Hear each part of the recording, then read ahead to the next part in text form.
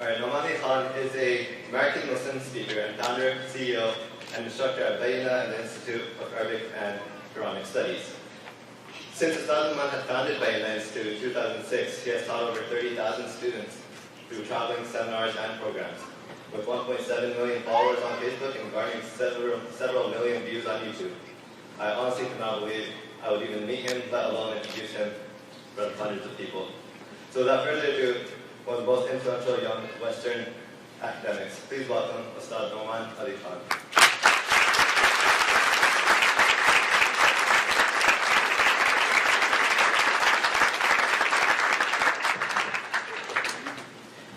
Assalamu alaikum wa rahmatullahi wa barakatuh.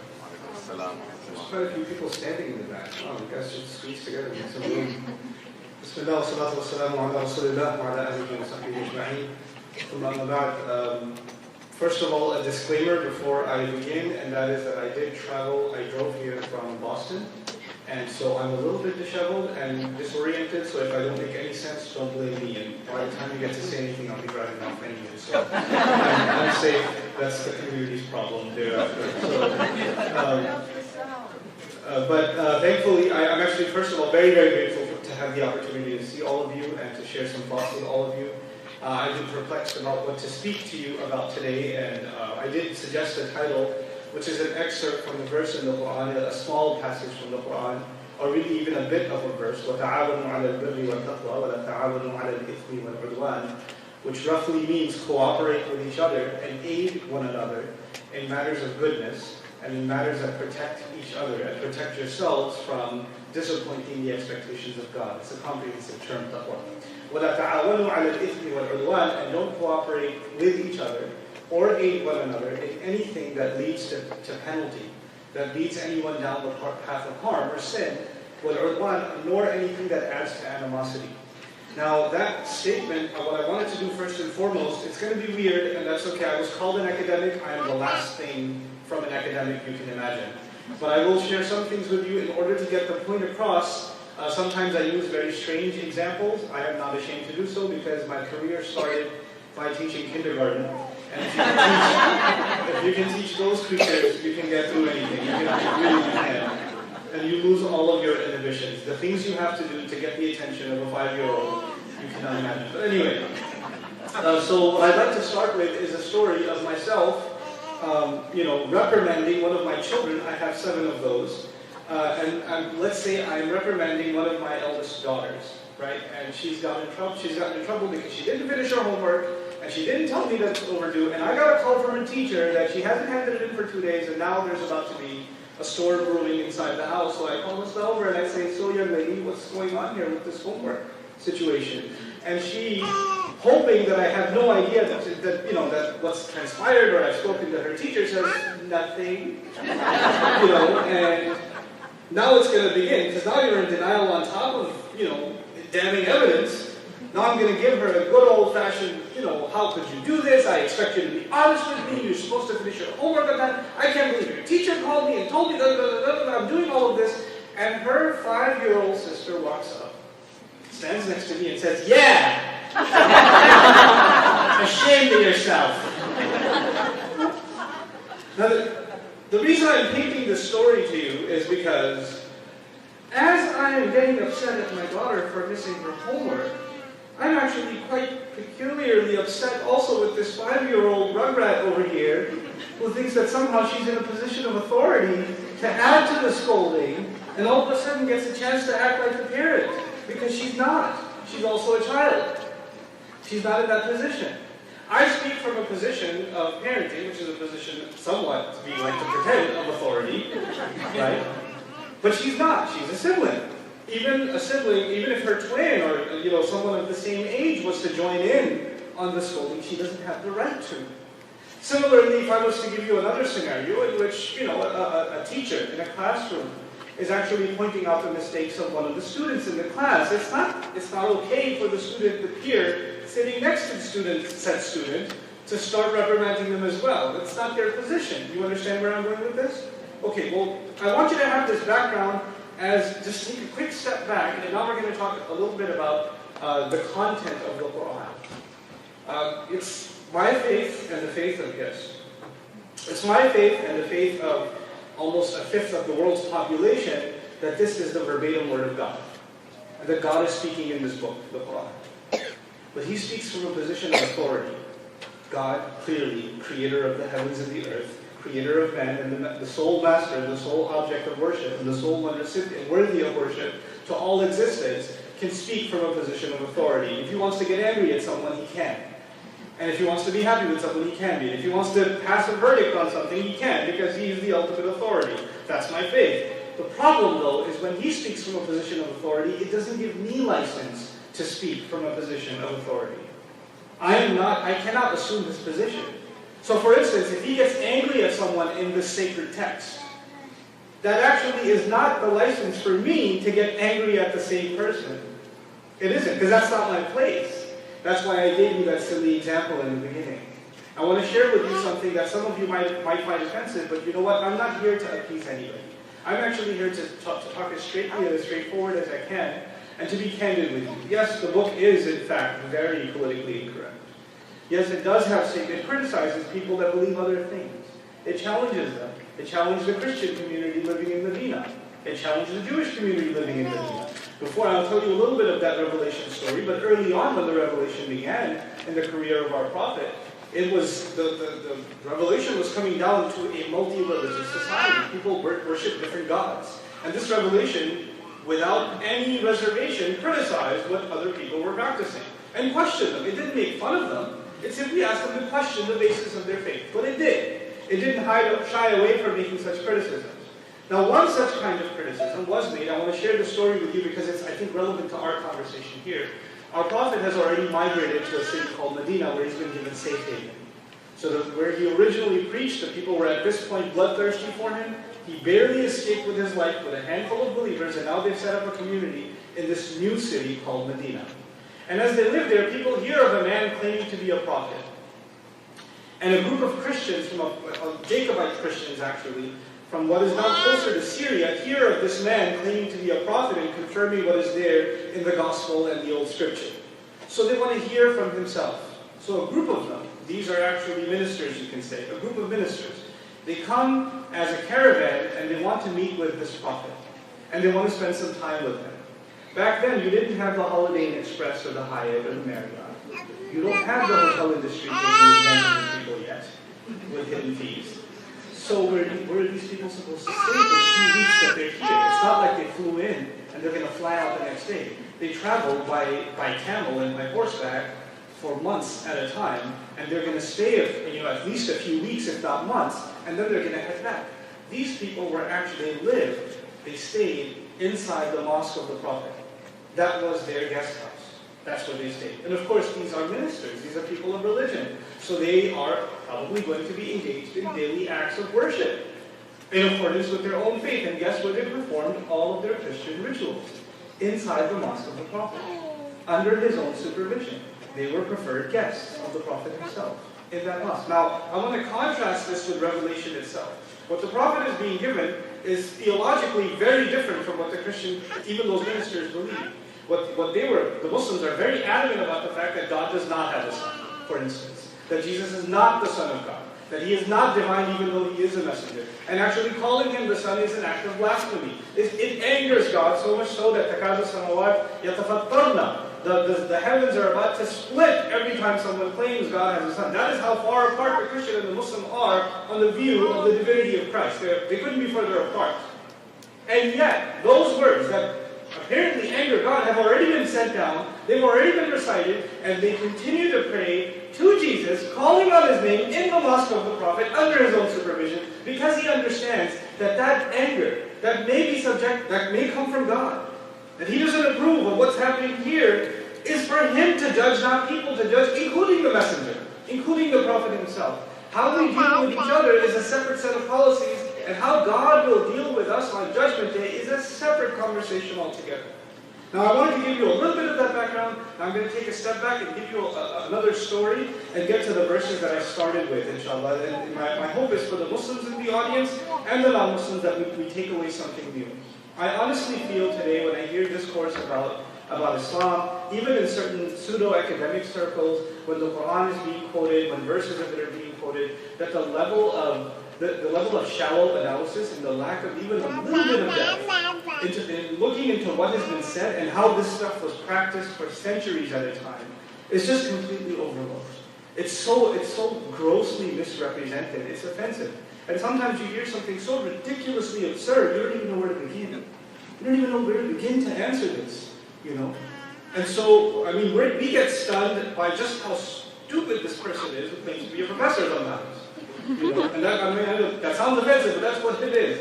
So I'm hoping to share a little bit of a story with you today of the story of Islam culminating with some of the last revelations that we believe were sent to our Prophet, meaning some of the last revealed chapters of the Quran. You would imagine that's important because these are parting words. This is now going to be the mindset with which the Muslims are going to engage with the rest of the world, right? And according to many, what is given at the end is basically, if there was anything to the contrary before, it overrides it. Because these are the final words. This is the last installation of revelation, right? So here it goes. When Islam starts, this man, Muhammad, is at the age of 40. He's a well-known community figure. He's a businessman. People respect him. They also really respect the family that he comes from. They also respect the fact that he's been a dignified, honest, reliable person in otherwise a pretty cutthroat community. So people leave their belongings with him and they entrust him with it. When they have a dispute, they'll come to him. This is before he claims any revelation or claims any claim to prophethood or anything like that. At the age of 40, our belief is that he came into contact with the angel Gabriel, who started giving revelation to him. And he was quiet about it at first. He only shared this truth with his own spouse, who supported him. And later on, and actually one of the first people his spouse took him to was a Christian scribe. And because she had heard something about this name Gabriel or angel before, so she took him to her, a relative of hers who happened to be a Christian scribe in the city of Mecca, who said this is the same one that God has been sending to prophets all along. And beware, your people are going to shun you out, because that's always happened. So he gave him this warning soon after he died. But anyway, this is where Islam begins. Early on, it's seen when he makes the claim to be a prophet and receive revelation, he's claimed to have lost his mind. He was such a smart fellow. He had such good potential. We wonder what happened to him. He claims an angel speaks to him and God speaks to him. And he speaks on behalf of him. And he's telling us to leave all of our traditional idols and let them go and worship only one God that we can't even see. All of this seems strange to that community. And so first it was claimed that he's insane. Then it was claimed that maybe he's not so insane. Maybe he's got a dubious agenda. Maybe he just wants to take over the city. Maybe he wants government. And as a result, he's just creating this cult, and if he has enough of a cult following, he's just going to take over. So he was accused of being a liar. When they couldn't come up with a response to some of the incredible language of the Quran, he was claimed to be a magician or a poet. And so these allegations came one after the other, none of which would deter him or his followers, who remained completely passive, peaceful, and non-aggressive. Actually, the policy in the Quran was kuffu, hold your hands back. In other words, if they're going to hit you, don't hit back. Turn the other cheek, quite literally. That was the policy. And that is the policy for these 10 or so years, when 2/3 of the Quran is revealed. 2/3 of the Quran is revealed in that context.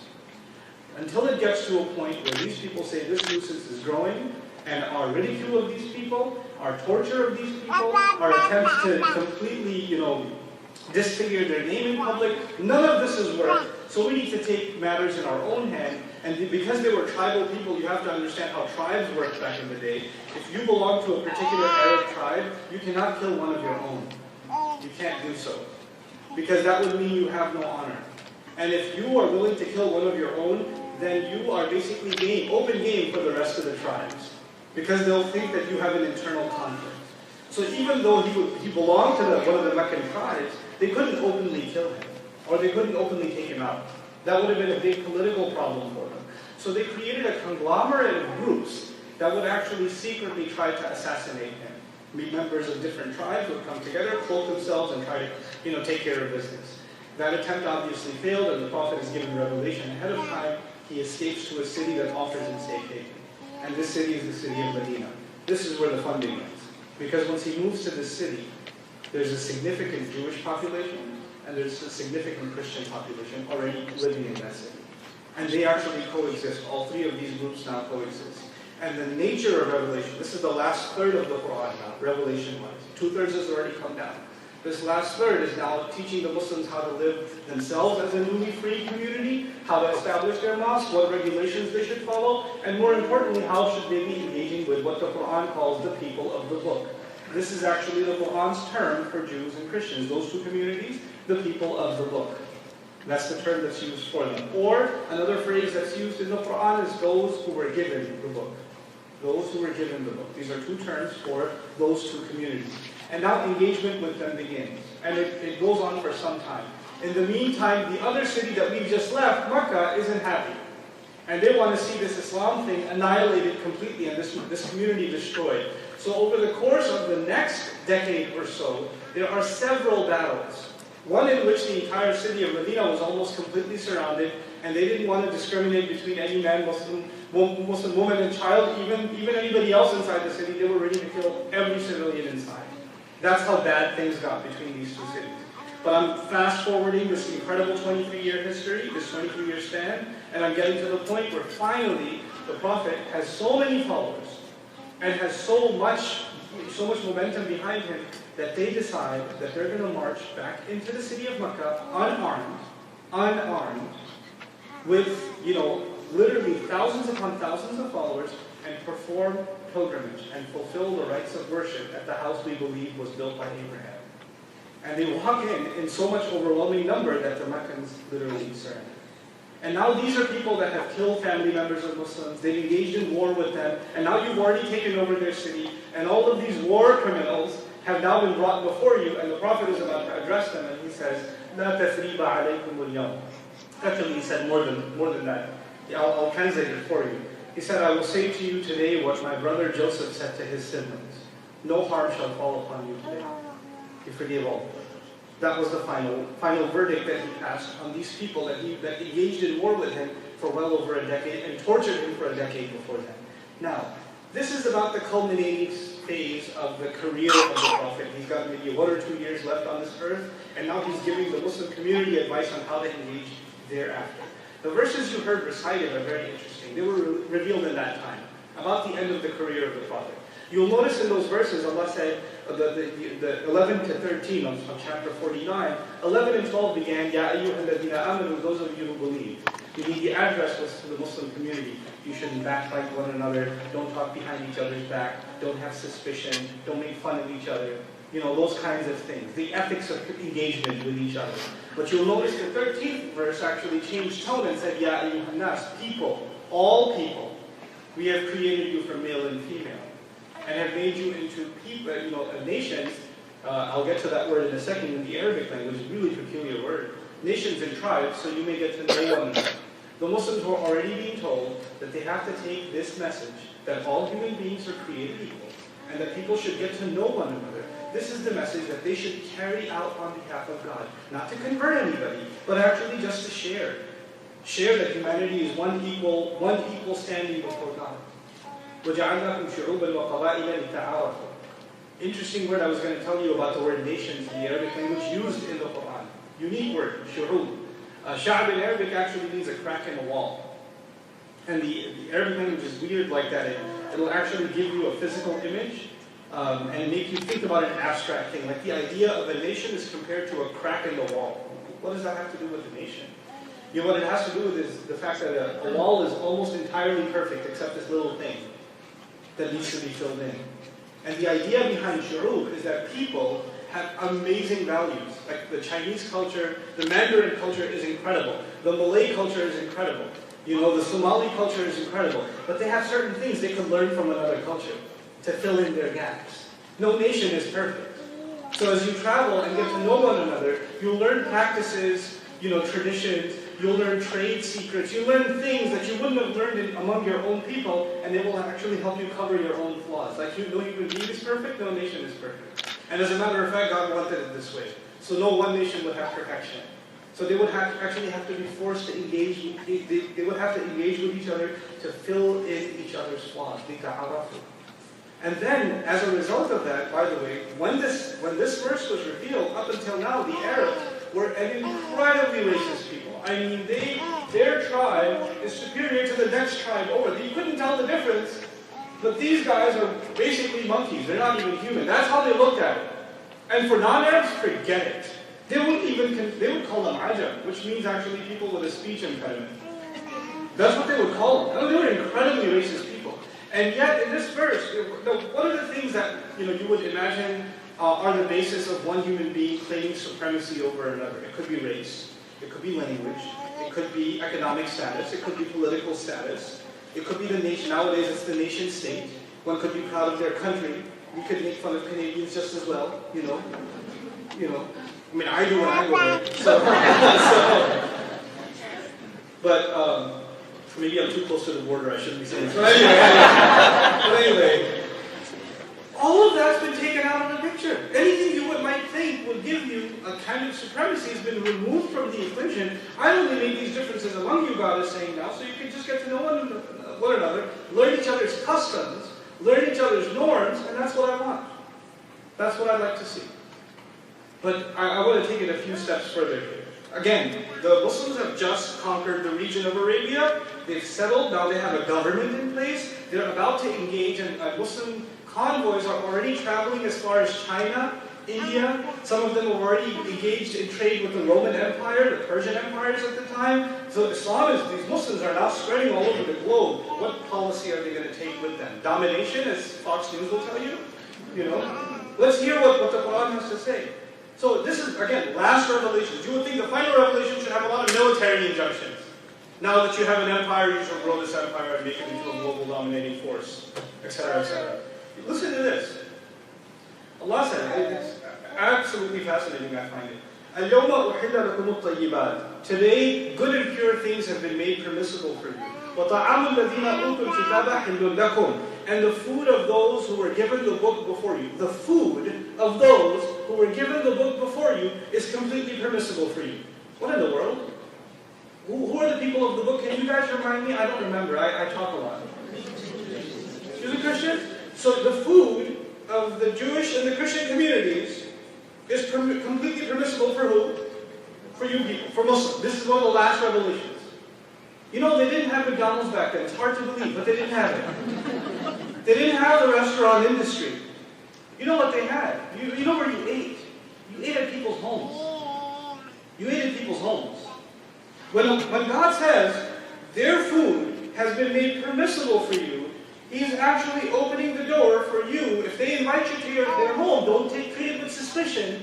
Go and break bread with them. Eat with them. Eat with them. But then, one half of the suspicion remains. Well, if they invite me, I'll go. But what if they want to come over? وَطَعَامُكُمْ حِلٌّ لَهُمْ And your food is completely permissible for them. If this was just about dietary restrictions, you don't have to say, you can give them your food too. You'd only say, you can eat their food. But He made it both ways. Why? So we go into each other's homes. So we become actual neighbors. So we break bread together. This was actually already foreseen, particularly with the Muslim community engaging with the people of the book. Particularly with them. And then on top of that, this is the same verse, it's not even done yet. He says, وَالْمُحْصَنَاتُ مِنَ الْمُؤْمِنَاتِ وَالْمُحْصَنَاتُ مِنَ الَّذِينَ أُوتُوا الْكِتَابَ مِنْ قَبْلِكُمْ Not only has that been made permissible to you, but dignified women that come from good families, from within the Muslim believing community, and dignified women from among the people of the book, you may also marry, you may intermarry. Because when you're going to break bread, you're going to get to know each other. When people get to know each other, some of them start liking each other. And they get married and stuff. And it's okay. It's incredible that this is one of the last revelations in the Quran. Engage with these people. And now take a step back. This is actually with the people of the book. The narrative that somehow Islam is at war with Christianity or Judaism is silly. It's silly. One of my Arabic teachers, I'm an Arabic student. I'm not an Arab, I'm a student of the Arabic language. By the way, a round of applause for the mayor, please.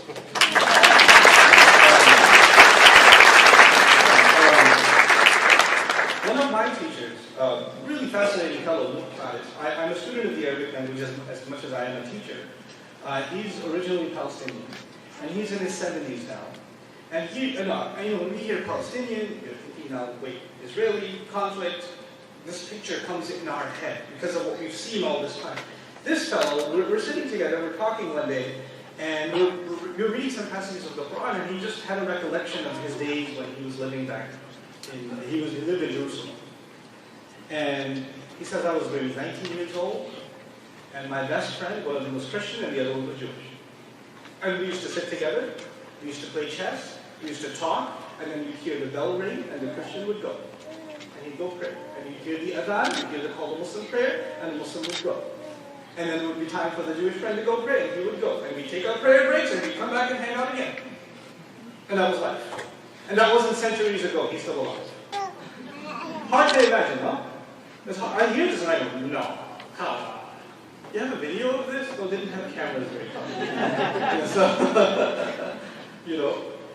but the narrative that's been fed to us, and the narrative that you might even assume is the common default kind of engagement between Muslims and non-Muslims is entirely false. It's not even true to the spirit of the Quran itself. It's not even true to the spirit of the Quran. I want to share some things with you about this last surah, this last major chapter that was revealed. It's the 5th chapter, by the way. If you're curious, you can read it yourselves. I'll share some things with you from it. Allah says, وَلَوْ شَاءَ اللَّهُ لَجَعَلَكُمْ أُمَّةً وَاحِدًا. I love it. As you're going to engage with it, he says, had God wanted, he would have made you all into one nation. Now think about that. Had he wanted, he would have converted all of you into one single nation. That's not what he wanted. And then he says, and this is actually right after the verses of what the Jews were given in Revelation, the Torah that was given to them, and exalting the Torah that was given to them. Anyway, وَلَكِنْ لِيَبْلُوَكُمْ فِيمَا آتَاكُمْ. But he made you into different nations so that he may test you in whatever he's given you. فَاسْتَبِقُوا الْخَيْرَاتِ. Then compete with each other in outdoing each other in good things. Compete with each other in doing good things. إِلَى اللَّهِ مَرْجِعُكُمْ جَمِيعًا. To God alone is your final return altogether. فَيُنَبِّئُكُمْ بِمَا كُنْتُمْ فِيهِ تَخْتَلِفُونَ. He's the one who's going to tell you the things you used to disagree about. He will tell you about that. You don't have to worry about that here. Here you compete in doing good things. Here's what you do. I live in Texas. I'm sorry. But I live in Dallas, and we had an interfaith program at our mosque. This is actually, it's a beautiful community, relatively a very small community compared to the Muslim community out in Texas. You'd be surprised. Our Friday congregation exceeds 2,000 people, and we have multiple shifts, right? So, and the churches. I mean, seriously, the churches. They have to, for some of the churches, they can't even fill the congregation in church. They have to rent the local basketball stadium and fill those in. It's incredible. And it's something actually personally I admire. But anyway, so one of the local ministers, he came to our mosque and he said, look, as far as I'm concerned, y'all are wrong. And as far as y'all are concerned, I'm wrong. But that's okay. We can still help people in the neighborhood. I love it. I absolutely love it. It's okay.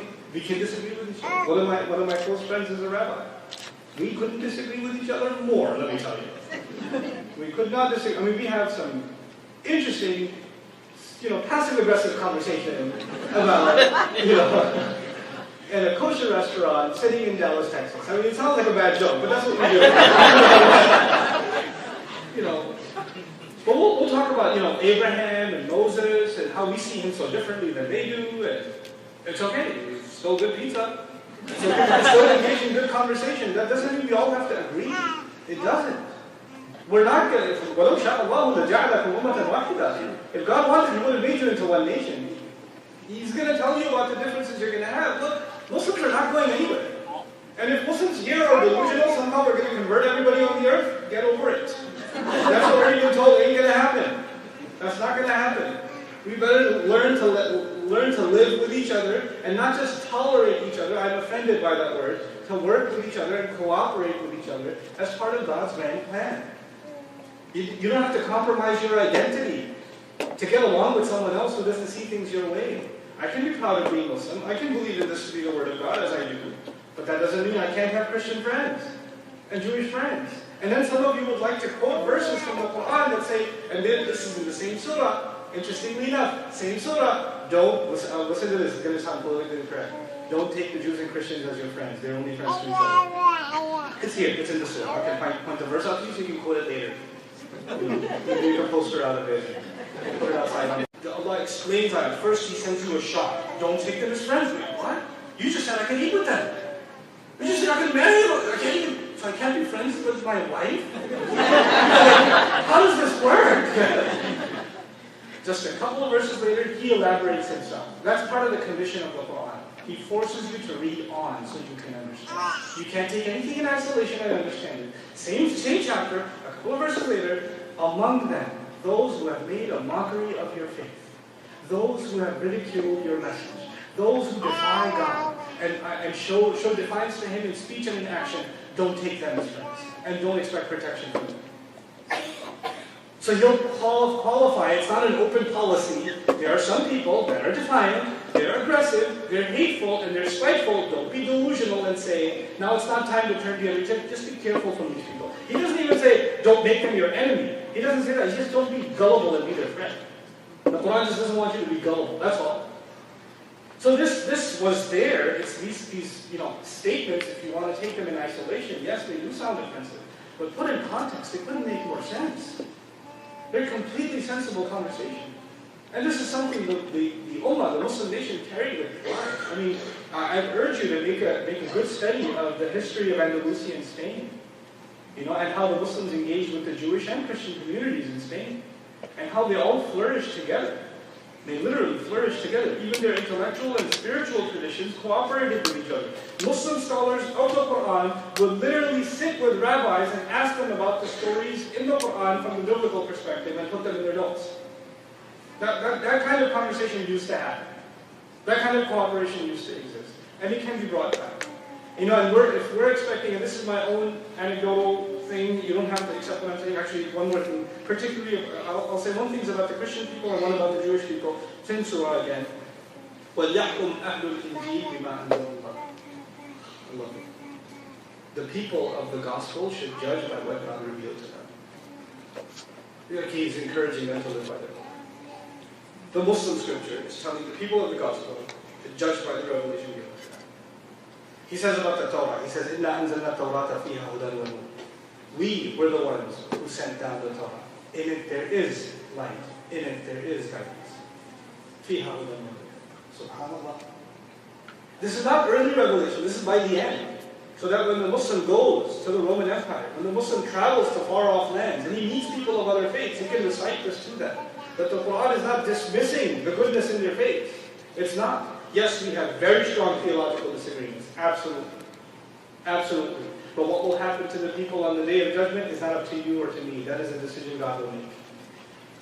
I will hold on to my convictions. I will not say, oh, you know what? We're all going to go to heaven. Or we're all, this group is going to go to heaven, that group's going to... Muslims, we're not even allowed to say that. We're not even allowed... We can't even say it about ourselves. We're not allowed to say that. And for some people to trap people, well, so do you think everybody else is going to hell? Well, actually, I don't think about that. Because it's a little above my pay grade. I just think about what's for dinner. Why do I have to think about what's going to happen? Let me just do something good here. What am I going to get out of passing judgment on other people? What am I going to get out of that? It's a pointless conversation that only brews hatred and suspicion. It's something that God Himself discouraged in His book. So these couple of things I quickly wanted to tell you, and then just my own personal anecdotes about what's going on in the political sphere. I personally think what's happening in the political sphere can be rendered irrelevant if and only if, at a local level, we break down barriers of communication. If and only if the Muslim community here, can take the spirit of the Quran and break bread with their neighbors. And I'm not even asking our guests to break bread with us, because that means that we have to order the food and pay for it and stuff. I'm telling the Muslim community, we need to be far more inviting. And not to preach anything, just to chat, just to do good. If there's an unemployment problem growing in the community, we should be dealing with it together. If there are people that have not been able to make their payments in their homes and they're buried under debt, it doesn't matter what faith they're in. We should be dealing with that. That's competing in good things. That's cooperating in good things. That's something we can all do together. It doesn't matter what label is done. It doesn't have to be the mosque's logo or the church's logo. And this organization gets the credit for this voluntary task. It's just good work. It doesn't matter what label it's done under. We shouldn't be obsessed with our logos and our image. It It shouldn't be a PR stunt. It should just be done because it's the right thing to do. That's all. That's all that's needed, you know? And it's something that's very easy to do. And if we can do that, I can tell you, with all the negative stories on one side, on the one hand, just a few inspirational stories of cooperation can change the landscape. They really can. They really can. And we have an opportunity to do so. This is a tiny, tiny community, and I'm so proud of you guys for putting this program together. I actually, honestly, only came here because I thought there's free food.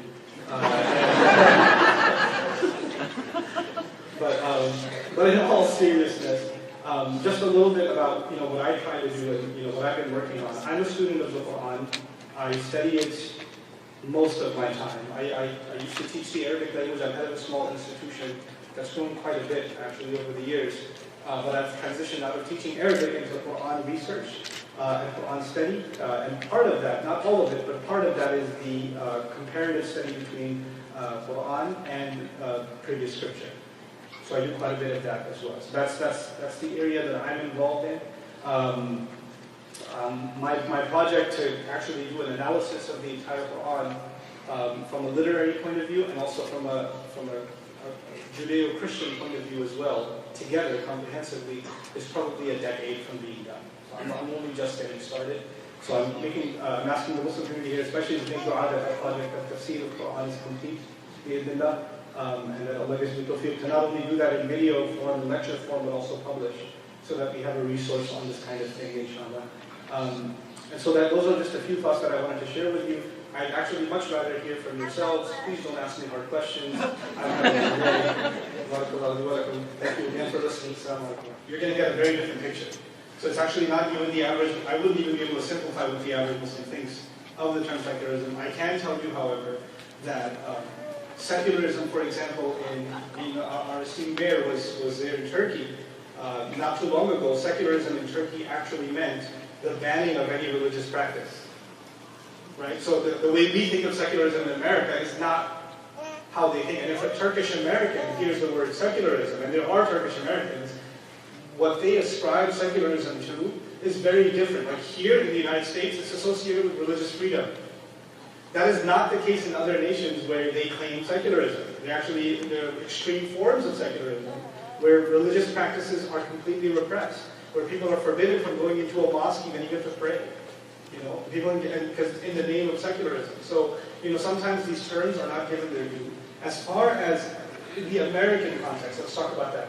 In the American context, the ability to practice our faith and the ability to live, proudly as Americans and as Muslims is something that I believe across the board, the average American Muslim takes as a blessing.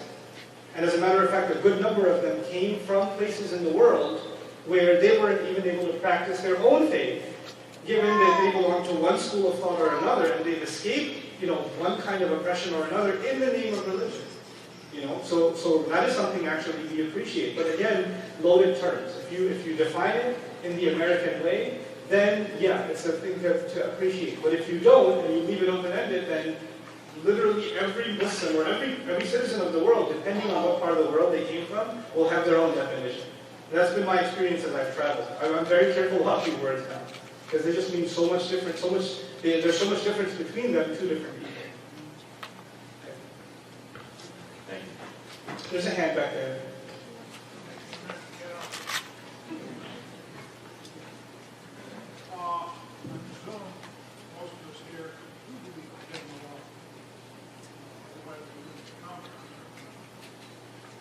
Can you hand that gentleman the mic? I really want to hear what he has to say. No, I can't. Mike's coming.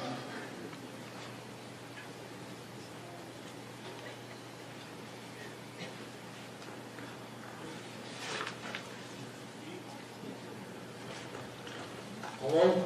Hi. I assume most people here came here because they do believe in giving the law. Certainly I'm not a Muslim, I'm here. My question is this. I asked a number of students at the university here to recognize what their faith is, whether they're Shia or Sunni, Sufi, whatever. And a number of them are Shia, particularly our last lab partner was a Shia. And he doesn't come to this mosque. My question would be this. Are there Shia here? Are there Sufi here? Sufi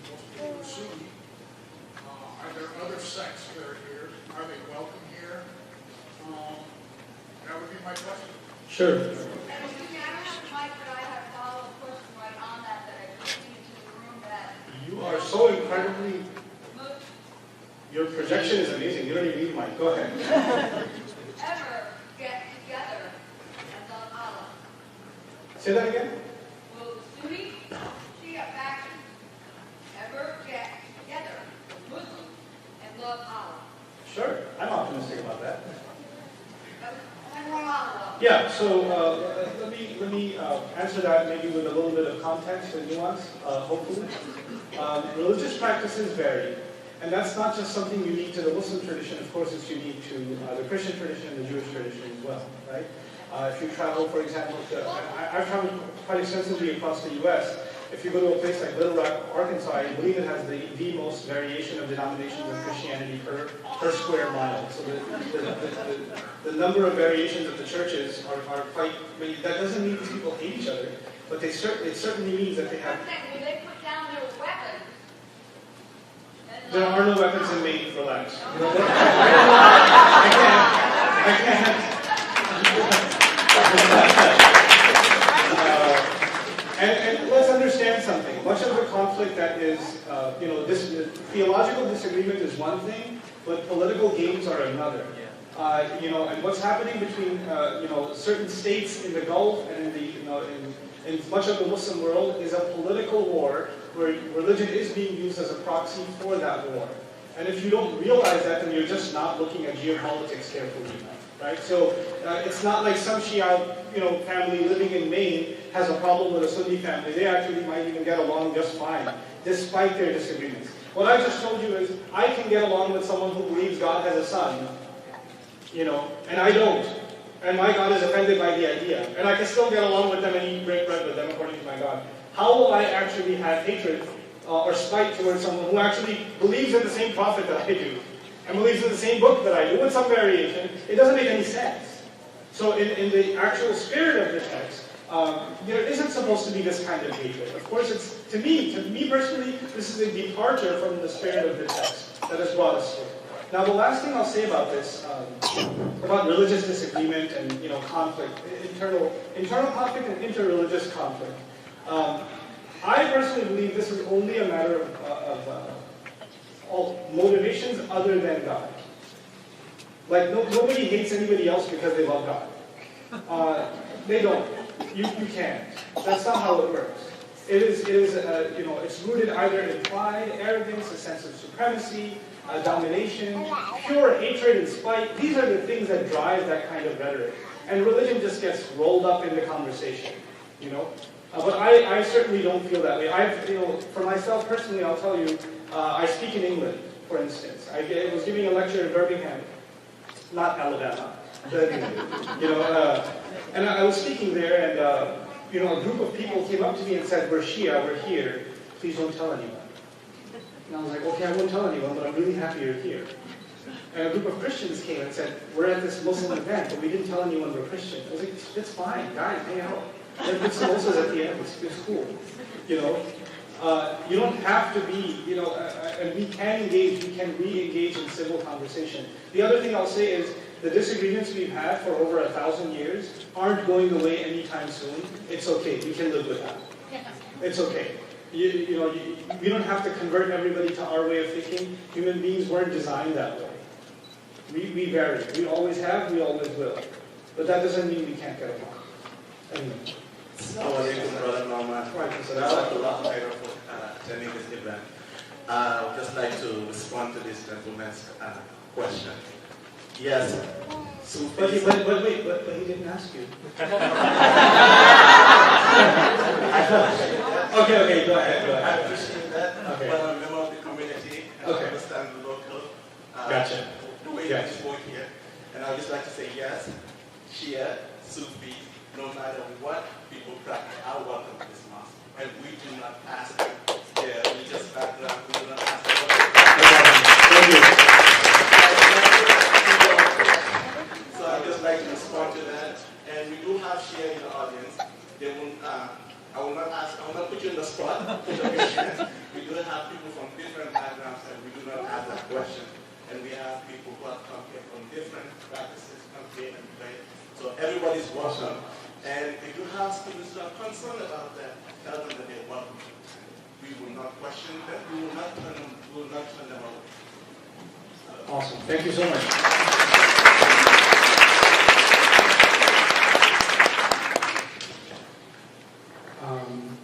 Okay, so I'm going to read a written question if you guys don't have. I like listening to questions more though. Yeah.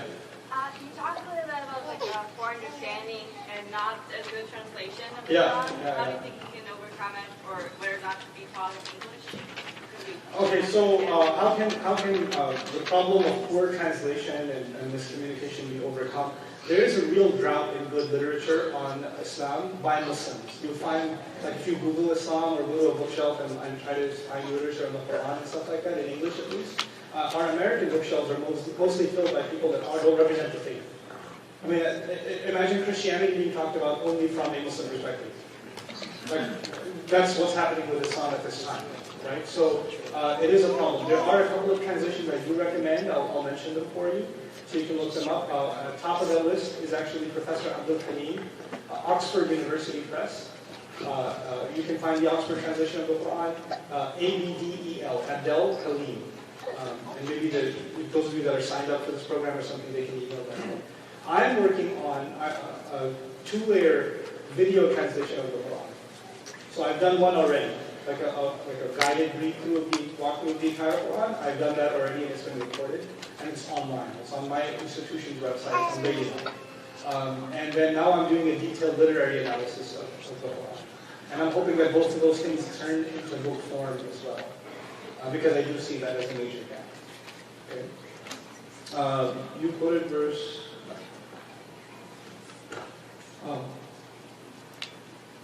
Okay, that's it. Maybe the person who asked about the use of we for God, maybe we can talk after the program because it's a little bit off topic from here. Okay, so what do we call the worship or religion of Muhammad in his childhood? We still call it Islam. We call it Deen al-Fitra. The Quran claims that Islam, which means subservience and submission to God's will, and being inclined to follow God's commandments, and being inclined to obey and please Him, is actually naturally the predisposed position of all human beings. We're born into that. So everybody has Islam. As a matter of fact, the children of Israel, according to the Quran, had Islam. That's what Jacob passed on to them at his deathbed. And they said to him, وَنَحْنُ لَهُ مُسْلِمُونَ, we're only going to be in submission to God. To God. And then the Arabic word for that is Muslim. Right? So the term is used for even Christians who came and heard some verses of the Quran and started crying. You'll see their eyes roll with tears, and they'll say later on in another passage, we used to be Muslim all along, we just didn't know. Right? So we'll use those words. So it's not a word used to describe one particular religion. It is after this revelation, but it's actually the term used to describe any sincere who submit themselves to God. So that would be the answer to that. How do you bring back ISIS or similar such groups to the spirit of the Quran? You want to talk to them? They're crazy.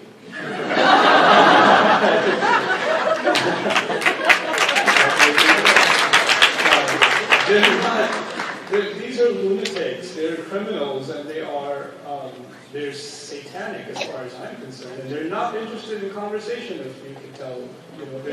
They've killed more Muslims than anybody else. So these are beyond reason. These people. And extremism, again, just like disagreements have always existed, extremism and fanaticism across religious traditions has always existed. And to define a religion by its extremist factions has always been an unfair way to mark an entire group of people. Right? And it is a crisis.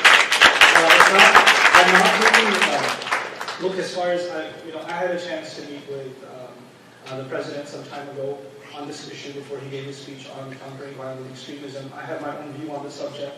And here's, in a nutshell, my view. Extremism in the Muslim world is a product of geopolitical conflicts. There are grievances, there are very real grievances that have led to very serious downturn and actually declining situations for people. They're surviving off of scraps. They have very bad, there's no jobs for young people. They're frustrated, they're angry. There are lots of reasons that culminate and lead to extremism. But one of those many reasons is a manipulation of religion. It's not the only reason, but it's one of them, right? And so, for me, I see one of our responsibilities as a Muslim community is to actually fix the discourse and clarify the discourse on our own tradition so that our religion can't be taken for a ride. But even, no matter how much we do that, there are always going to be people who are not interested in conversation. The decision to want to kill mindlessly comes first, and the religious justification is a far second. And they're not interested. They have already made up their mind. You see what I'm saying? The insanity is already there. It's just cloaked with something superficially. So you can beat it down and debate it out of their system, but actually that's not going to change, the other part of the problem. So combating this thing is going to be something that all of us have to deal with. And it's something that I pray that we make some headway in. We have a question from the audience. Hi. You talked about one of the places where you said Allah said that everyone is equal, and then later on it seems like there is a distinction between people who believe in the book or who are like part of the book. So I was curious to know what the Quran has to say about like other religions like Buddhism, Hinduism, or even perhaps people who do not believe in any religion. Would you break bread with them? Yeah, I break bread with them. It's the particular kinds of things. The dietary restriction on meats, for example, is there and holds true. So even if, for example, if my Christian friend invited me and they had, I don't know, some kind of pork, I wouldn't eat that because there are exceptions to what I can and can't eat. Or I wouldn't drink wine. Even if my Jewish and Christian friends did, I wouldn't drink wine. But other things I can eat along with them, right? Now, as far as Muslims dealing with non-Muslims of other faiths other than the Jewish and Christian tradition, that's actually the first engagement of the Quran. The Quran came down in Mecca, which were actually people that worship, they worship many different kinds of gods. They had a plethora of religions that had nothing to do with Christianity or Judaism or Islam, right? And the way they were dealt with is incredible. So for instance, the Quran, its first criticism, when the Muslims started being tortured, one of the reasons they started getting tortured is they were actually calling out billionaires for their scheming business practices. Those who skim people, the shortchange people what they owe them in business. And this was going after the fat cat millionaires for skimming pagans for their money. Like it wasn't about cheating Muslims, it was actually about cheating the citizens of Mecca who don't follow Islam. The Quran came to the aid of the orphan. Not the Muslim orphan, the orphan. Right? And the Quran came to the aid of, the Arabs had a practice, they thought that, a girl, if you gave birth to a girl, then you're not man enough to have a son. That's how they thought. Right? Oh, you had a girl? Oh, something missing in your masculinity. Which is amazing because and they were crazy, man. They were just really crazy. It's just, when you read this stuff, I literally stop sometimes. I'm reading a classical Arabic book. I'm reading on you guys are crazy. It's so ridiculous. But you know what they did? The best case scenario, if his wife had a girl, he'd make her a separate tent and never talk to her again, just put food outside. Then she lives in that tent in shame with her daughter. Worst case scenario, he'll bury the daughter alive. These are the two practices they did. There's actually a famous piece of poetry, it's epic. This woman who's been abandoned, she lives in the tent by herself, now it's been a couple of years, because she gave birth to this child. She says, Mali Abi Hamzata la ya'tina, yadhallu fil bayti alladhi yalina. He says, what's wrong with Abu Hamza? The guy's name is Abu Hamza. What's wrong with Abu Hamza? He doesn't come to us. He lives in the house right next door.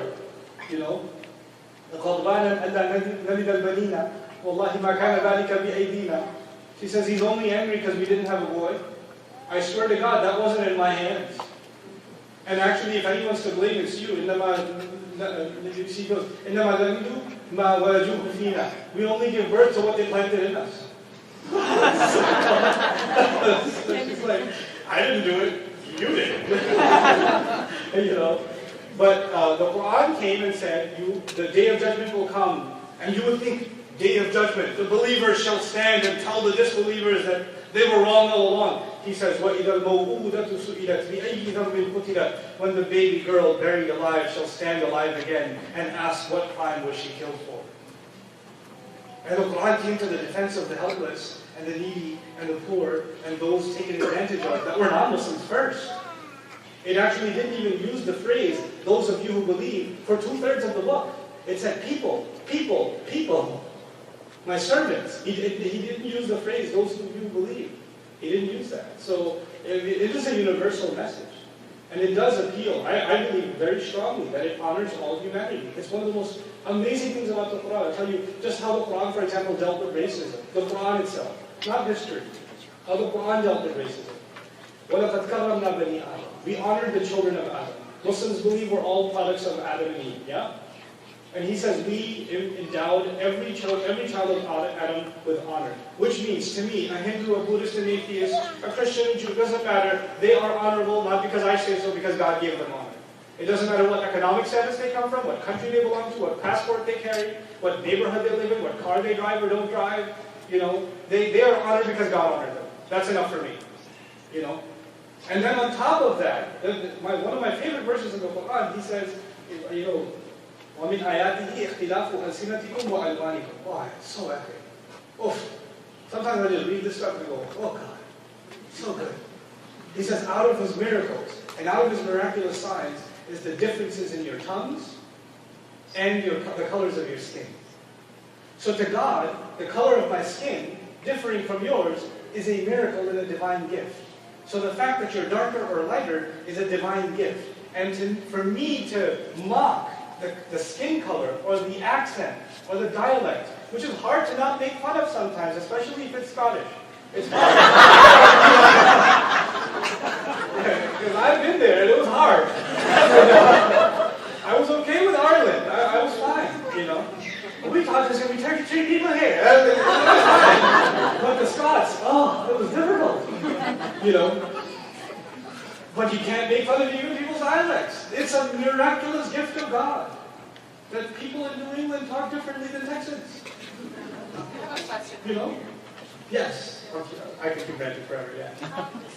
My question is because, like, growing up, I've always heard that women in Islam are really suppressed. And I guess, like, you know, I mean, I never questioned it. In fact, when my friends told me, you know, they don't feel suppressed, I was just like, oh, they don't know they're being suppressed. Because, you know, it was so, like, I didn't even realize I was so prejudiced in my mind. It was only when I came here, I was traveling, I spoke to many women, I realized that maybe I'm the one who's prejudiced and maybe, you know, I'm the one who does not know. So I wanted to know your opinion on, actually, your, like, I mean, can you tell me what the Quran talks about the equality between men and women? I can tell you what the Quran says about men and women. I have a bias on the man. So I feel that they've been given too much advantage in the Quran. But I'll share it with you anyway. I have 4 daughters, 3 sisters. I'm surrounded by women. And they've overrun me in my family. But anyway, I'll tell you something. So I'll start with the most controversial part, right? So a common misnomer, the testimony of a woman is worth half of a man. And this comes from a verse in the Quran, at the end of Surah Al-Baqarah. Allah says, فَإِنْ لَمْ تَجِدُوا رَجُلَيْنِ فَرَجُلٌ وَامْرَأَتَانِ مِمَّنْ تَرْضَوْنَ مِنَ الشُّهَدَاءِ فَإِنْ لَمْ يَكُونَا رَجُلَيْنِ فَرَجُلٌ وَامْرَأَتَانِ مِمَّنْ تَرْضَوْنَ مِنَ الشُّهَدَاءِ. If you couldn't find 2 men, then find 1 man and 2 women, from whoever you can agree with. That particular statement is actually part of the longest verse of the Quran that talks about loan agreements. And the context of the verse is in Medina, in the city of Medina, very, very few people were literate. Very, very few people. And among them, even the women were even a smaller minority. So now the Quran has introduced that whenever you take a loan, it just can't be word of mouth. You got to write it down. But the problem is when you're going to write it down, you got to find someone who can actually write. Right? So much of the verse talks about people who know how to write have a higher responsibility. They have to show up and they have to help these contracts being made, etc., etc. Now, these contracts are a new thing. And of course, all of us know here that financial contracts, like the ones your bank gives you, are very simple. So the fact that they are complicated, you need, and you know how we have, like in modern society, you have the notary? Or is somebody watching over and sealing and saying this is verifiably the agreement, right?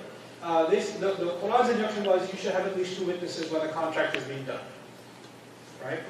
And in trade, women were actually much less involved back then. And actually, Medina was mostly an agricultural society. Makkah was a more trade society.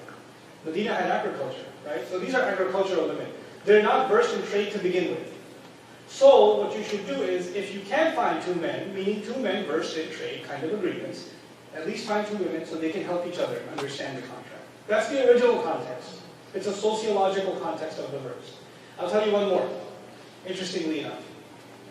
Some people claim the Quran says that men have a degree over women. وَلِلرِّجَالِ عَلَيْهِنَّ دَرَجَةٌ. وَلِلرِّجَالِ عَلَيْهِنَّ دَرَجَةٌ. Mistranslated, men have a rank above women. The verse is actually talking about divorce. When a man and a woman get divorced, and a man says, I divorce you, she has 3 period cycles in which she's considered in a waiting period. In other words, he can revoke his divorce and say, we're still married. Between that 3-month time period. And he says, God says, within that 3 months, I'm giving the man rights to take you back, to take the woman back. And says, in this context, لِلْمُطَلَّقَاتِ عَلَيْهِنَّ دَرَجَةٌ, actually. For in the case of divorced women, within that 3-month span, he does have an advantage. Allah acknowledges it. I have given the men an advantage for those 3 months for women that are divorced. It wasn't a universal statement about men have an advantage over women. That's never been said.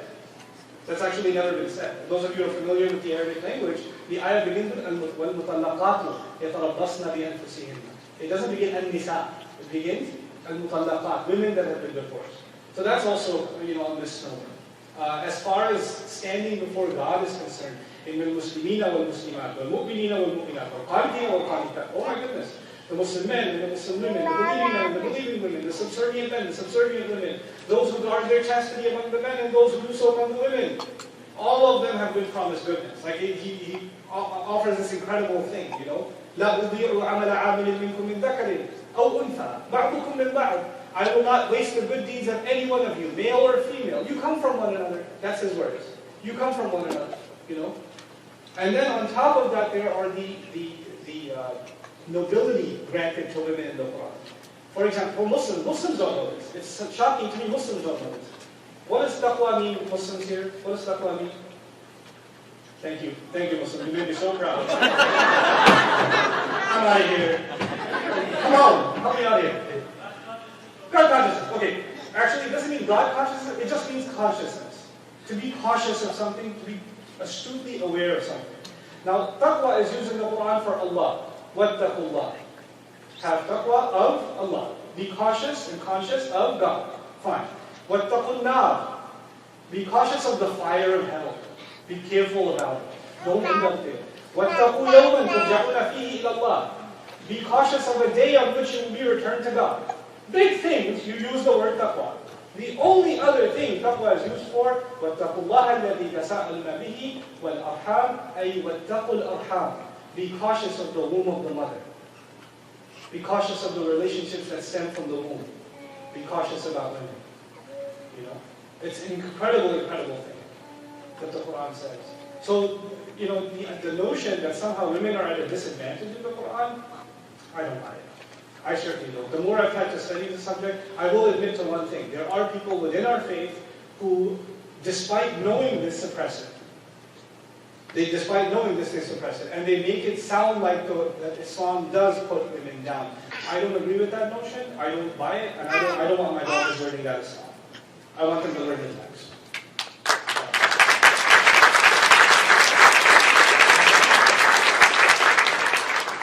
Okay, last one, I'm hungry. Can we get a question? Can we get a question from the card? The card that was submitted to you. Oh, the card. Okay, yeah.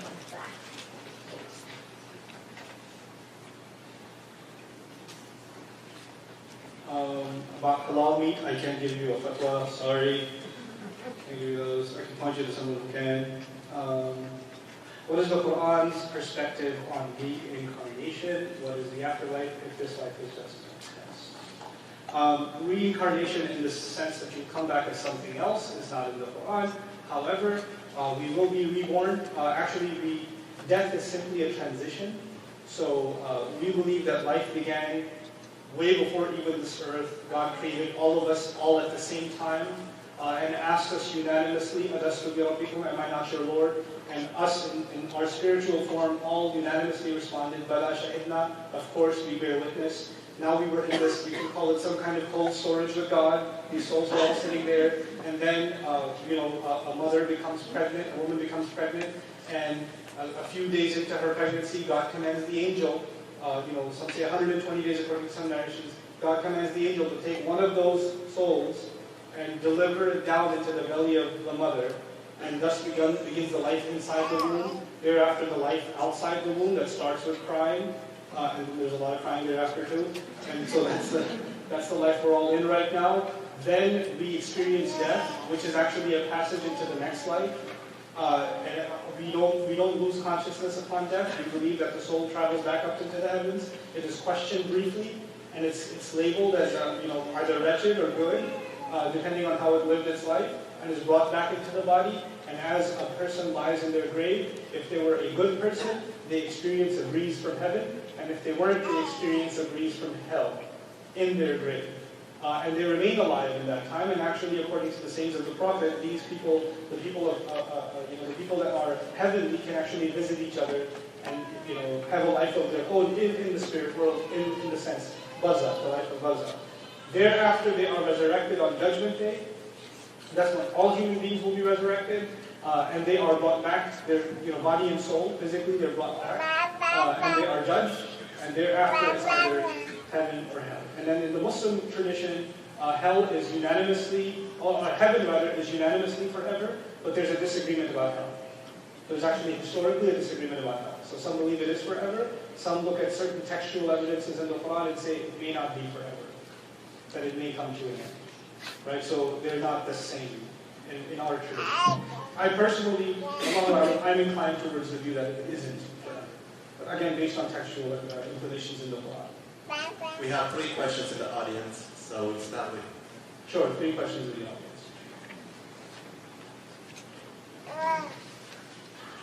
First off, I'd like to thank you for coming to his prophet. Jesus is also recognized as somewhat a prophet. Yes, full on prophet. Given the miracles and the fact that Jesus specifically says he is the Son of God, what is the evidence for why do Muslims believe he is not the Son of God? Okay, so I'll tell you a few things. We actually believe he never said that. We actually believe, quite literally, that he never said that. We believe that that was an alteration made later on. And that no prophet ever said it in such words. We also believe that what he truly said has been restored in the Quran.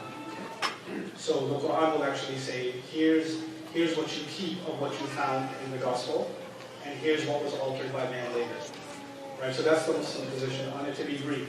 I can point you to some resources of research. I mean, this is more academic than I don't want this to be a debate about whether or not he's the Son of God. We're not going to solve that here. Right? We're totally not. Let's accept that one. Okay. But if you're interested in the Muslim perspective on the subject and how we view the Christian texts on it, the biblical texts on it, and what our criticism of those texts is, then I can point you to certain resources. For starters, you can look up a fellow named Gerald Dirks. He's from Colorado, I believe. He's done quite a bit of work on the subject. And you can look up some of his books and videos on it as well. Okay. I'm going to read one of these. I love this one. Standard question: what is your interpretation of jihad? Okay, so I'm going to go now.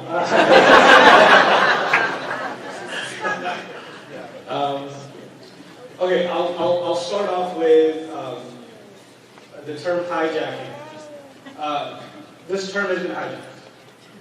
It's a noble, sacred term. It's a beautiful thing.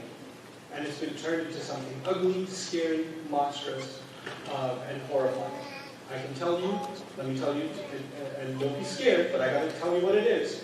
In its original meaning, no believer can actually have any ounce of faith without jihad. They can't. That's the Quran. إنما المؤمنون الذين آمنوا بالله ورسوله ثم لم يرتابوا وجاهدوا بأموالهم وأنفسهم في سبيل الله أولئك هم الصادقون. True believers are only those who believe in God and His Messenger, and fell into no doubt therein, and then did jihad with their money and themselves in God's path.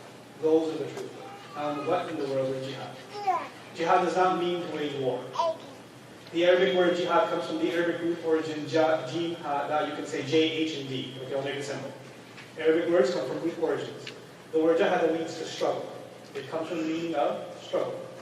And the idea is, and I think people of different faith traditions will appreciate this, your faith will always be a struggle. And you're always going to have to struggle against temptation. You're going to have to struggle against yourself. You're going to have to struggle against your own vices. You're going to have to struggle against pressures from the outside society. You're going to have to struggle against sometimes family, sometimes friends. Constant struggle. Now, the extreme form of that struggle could end up being someone trying to take one's life. The extreme form of that struggle could be for the Israelites, for example, to take a stand, against the Philistines or something. That's also jihad, by the way. That is also jihad.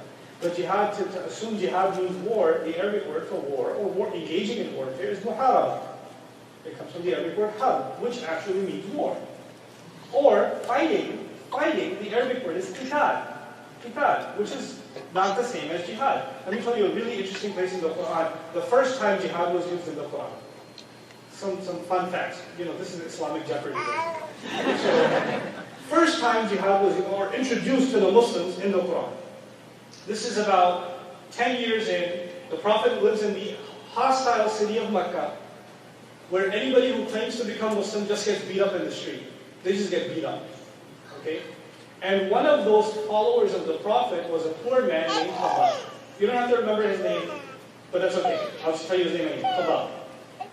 A bunch of gangsters caught a hold of him, found out that he's Muslim. They took his shirt off. They took a bunch of burning coal, and they dropped him on the burning coal with his back on it and stood on it until the skin off of his back melted off. He cried and screamed, and they wouldn't get off of him. And now his back is completely scorched, and they finally get off of him. He comes limping to the Prophet, bleeding and limping to the Prophet, and says, "Why are we going through this? If we believe, if this is the truth, why are we being tortured in this way?" And then came the first passage of Surah number 29 in response to his torture. And part of that passage, mind you, وَمَنْ جَاهَدَ فَإِنَّمَا يُجَاهِدُ لِنَفْسِهِ. One of the first revelations about jihad in the Quran. Whoever does jihad only does so for his own benefit. What more did Khabbab engage in? His patience, his perseverance, him not walking away from his faith, even though he was being tortured. The Quran declared that what? Jihad. That was jihad. Him, standing tall. That was jihad. And he said, and God said that the struggle you did, you only did for your own advantage because you held on to God and didn't let go. That was only for your own sake. So there is a context, And the other aspects of jihad, yes, jihad does it refer to fighting in the Quran? Absolutely. But each of those is a story, and what a story each of those is. And we don't contextualize the book. Muslims don't do it either, unfortunately. My recommendation to all the Muslims here, you could read the Quran in translation, but I'm guaranteeing you, you're going to come away with questions. I would urge all of you, Muslims and non-Muslims in the audience that are curious about the subject of jihad, look this person up. His name is Abdul Halim, Abdelhalem. Abdul Halim. He's a professor at the University of London, in London, and he's head of a PhD program in Islamic studies. He's written a remarkable essay on jihad in the Quran. A remarkable, succinct essay any Muslim, non-Muslim can understand. It's very comprehensive, very academically concise, and it's easy consumption, so you should take advantage of that, and it'll benefit. Yeah. Can you add up to this about the psychological benefit from jihad, for people who struggle with their life, for not to commit suicide, since for people who really in severe problems, in severe conditions of depression or whatever, Sure, yeah. Sure. That's also jihad, and it's very. Can you please repeat what he said? Sometimes, one time I was actually traveling, I was in Dubai, and the guy driving the cab, he said, "Man, I don't get to study religion. I'm working 18 hours a day just to provide for my family. I send most of my savings back home, etc., etc. I wish I had time to pray more or to do more, etc. You're so lucky you get to do this stuff. I wish I got a chance to be close to God." I told him, actually, you are close to God. The Prophet told us, "Al-Qasimu Habibullah," the one who works hard is beloved to God. And then the best of you are the best of your family. So the fact that you're doing this to take care of your family makes you the best of us. So you don't have to have religious knowledge or be a scholar of the faith or have studied thousands of pages of text or scripture to be beloved to God. You just have to abide by what, that's why this good news is there in every struggle that people make. So yeah, it does have a broad meaning. It is a beautiful term, and it's really sad what's been done with it. It's really sad. It's very disappointing. Okay, one last one, I mean it. Can we take two? Okay, fine. Two more. You know, I gotta tell you this story now, because you just did that to me. So I used to teach, what did I used to teach before this? Before I taught human beings, I taught preschoolers. So everything's fine. The day after that, I was like, okay guys, time to open up our books. Guess what the kids did? No, do that thing with your ear. Stand on the table again. I couldn't get them under control for nothing, because now at this point, I'm officially a junker, and I'm not a teacher. Right? I'm not. And so I decided I'm going to be this authoritative, took it here from me and said, no more talking! And I thought that's going to work. I think they're going to understand who's the boss in the classroom. Kid in the first row. Hang on in the background.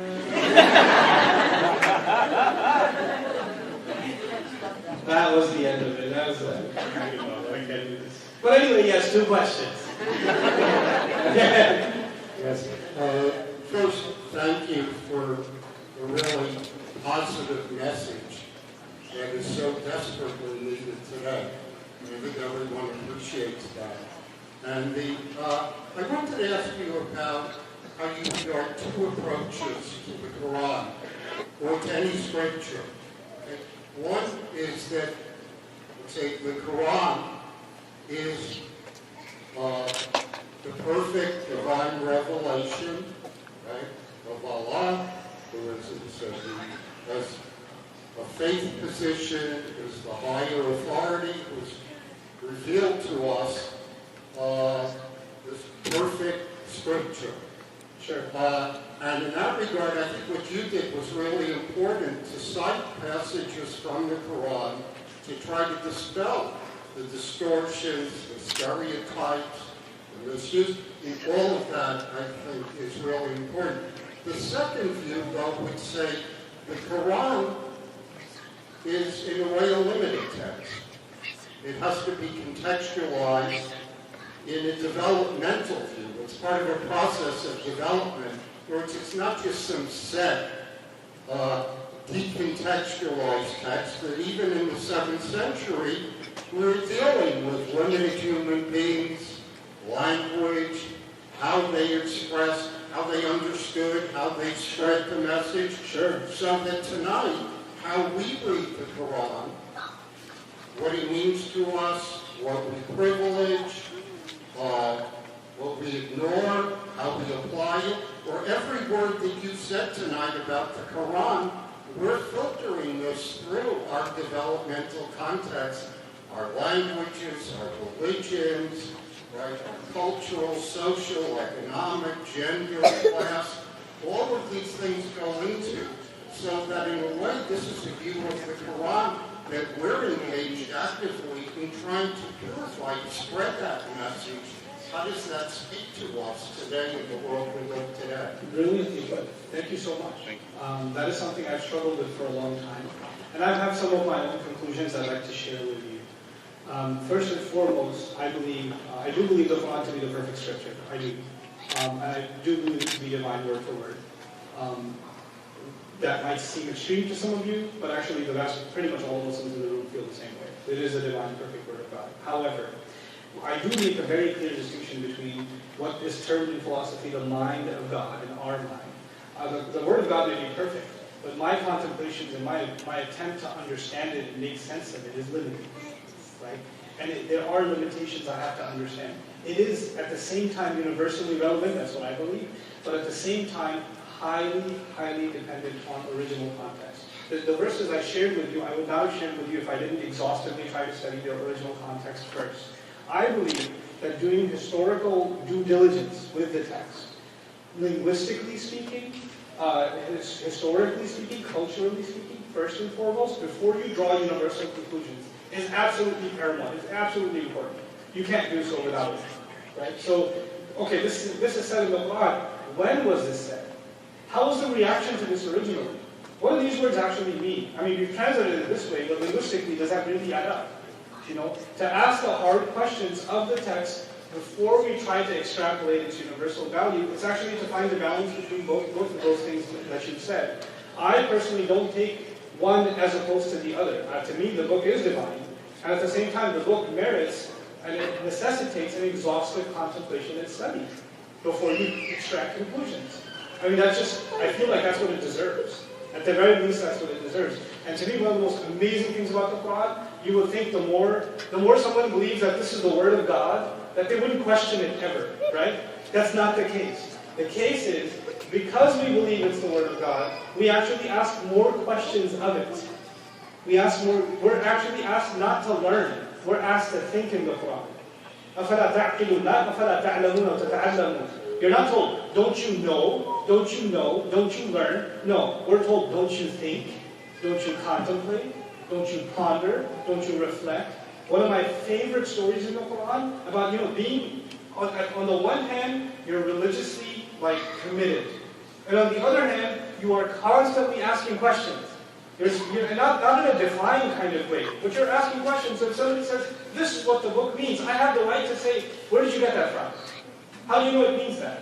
On what basis? Is it on a linguistic basis? Is it on a historical basis? Is it on a textual basis? I have the right to ask those questions, and I must. One of my favorite passages, I'll sum it up to you. The creation story of Adam in the Quran, right? The creation story says that God said that He's going to create someone who He will leave on the earth generation after generation. He's referring to Adam.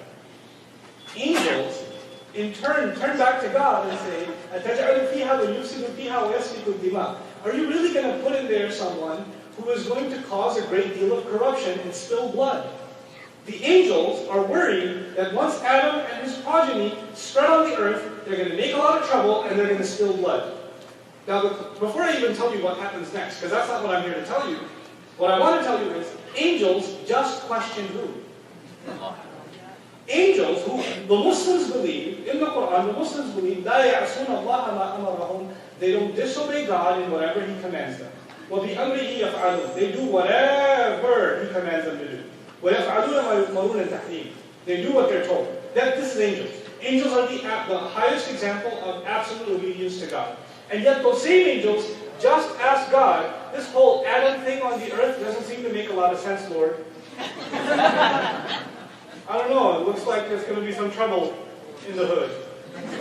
You know what we learned from that? We learned that asking God questions when you don't understand is not defiance. It's not defiance. You're supposed to ask questions. And he's going to say, I know what you don't. You'll see soon. And He explained it to them. He did. That's what He does. That's why He says, so they ponder deeply into His verses, into His revelations. They think about His revelations. Yes, I will think about it in my weird context. I will. I will think about it in the context in which my childhood was spent in different parts of the world, and I went to high school in New York, and I'm living in Texas now. And that's my context. And in that context, I will engage the Quran as best as I can. And someone who engaged that same book 7 centuries ago, or 10 centuries ago, or 14 centuries ago, is going to only be able to see this from the context in which they lived. That's going to be the case. But that is the beauty of this text, is that constant engagement. And that's why new things will come forth, and new discovery will come out of this text, and new wisdom will come out of this text across the generations. That's what we believe. Okay, last one. The last question.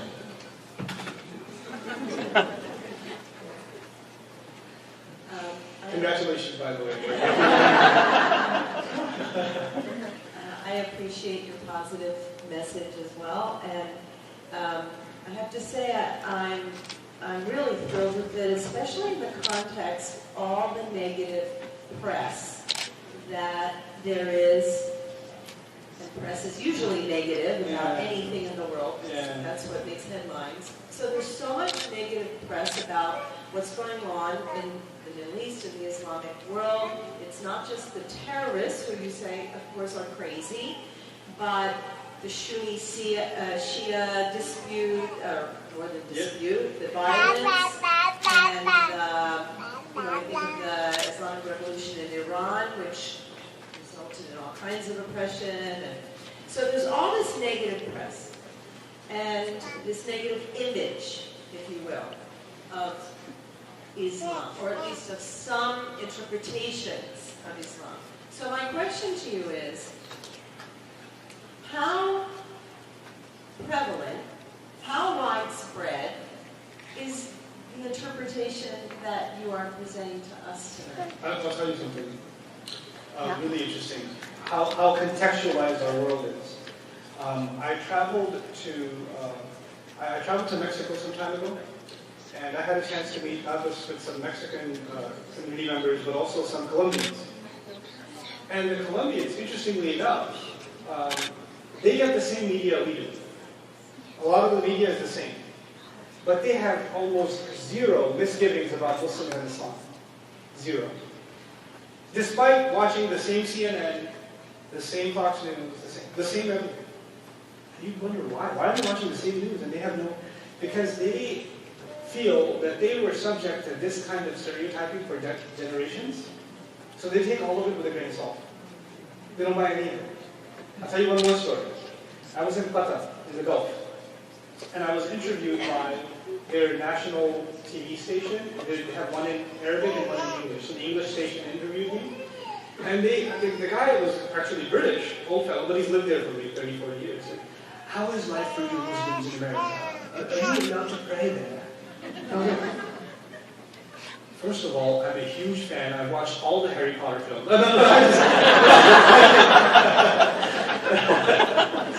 No, but in all seriousness, I mean, they had this image that Muslims are in like concentration camps in America, and we're not allowed to pray, and we can't get any jobs because we're Muslim, and we're not even allowed to drive, and we have certain hours at the grocery store, you know, where only Muslims can go there.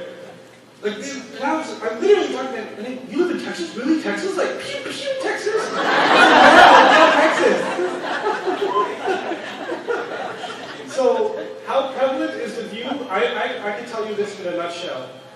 There are, in my estimation, this is for the Muslims here too. In my estimation, we're broken up into roughly, a few categories in the Muslim population. We have a very small fringe that is extremely antagonistic and angry, and they are very, very loud. They're extremely loud. On the other end of it, you have a growing population of Muslims who've heard all of this, and they've had an adverse reaction. They want nothing to do with Islam. Muslims who want nothing to do with Islam.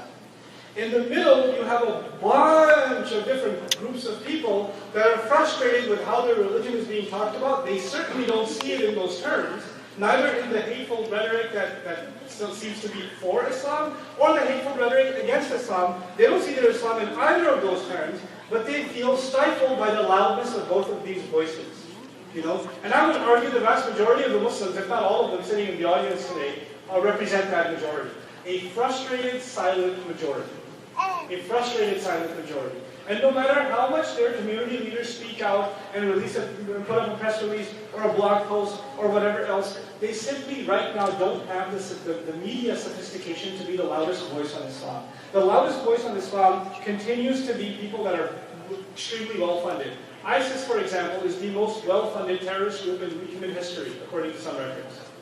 And they put a lot of money into Facebook or social media advertising. A lot of money. Their production for their extremist videos, the production quality is now at the heels of Hollywood. It's ridiculous. It's ridiculous how much sophistication is going into this stuff. What is the response to this? The question is how many people are willing to counter it. My question, my contention, folks, is the battle today is not the battle of weapons or governments. It's not the battle of powers. Today is the battle of influence. It's the battle of influence. And because of the advent of social media, it's a level playing field. We just got to learn to play this game now. And we've got to be able to say that the alternative, the healthy alternative voice on Islam and on Muslims needs to become the loudest voice. That's, that's a Manika perspective, the Arabs have a saying. If you're going to aim high.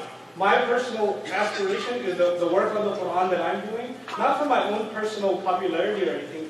I want it to be the loudest voice on the Quran in the planet.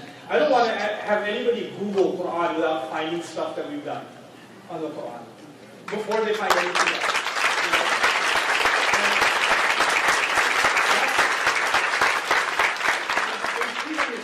Government government policy, educational institutions, business institutions, cultural trends, all of them are a product of what we're influenced by.